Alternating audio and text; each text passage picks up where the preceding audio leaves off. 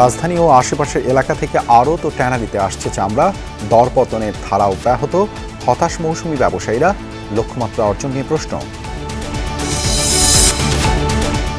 ঈদের দ্বিতীয় দিনেও রাজধানীতে পশু কোরবানি, টানা 3 দিন হবে বর্জ্য অপসারণ, প্রিয়জনের সাথে আনন্দ ভাগাভাগি করতে আজও ঘরমুখ অনেকে।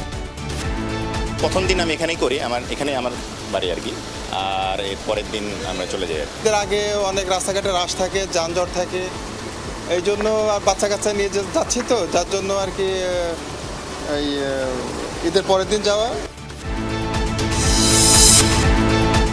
ঈদের পর নতুনভাবে বাড়তে পারে হাম, ছুটির জনসমাগমের সংক্রমণ ছড়ানোর শঙ্কা, ব্যক্তিগত সুরক্ষায় জোর দিচ্ছেন চিকিৎসকরা।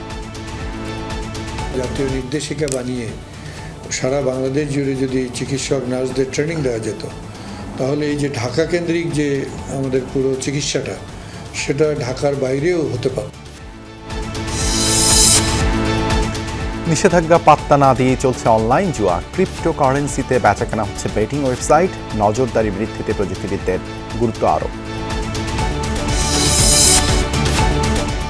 যুদ্ধক্ষেত্রে যৌন সহিংসতার ঘটনায় ইসরায়েলকে কালো তালিকাভুক্ত করল জাতিসংঘ, ক্ষোভে ফুঁসছেন নেতানিয়াহু, মহাসচিব গুতেরেসের সাথে সম্পর্ক ছিন্নের হুমকি।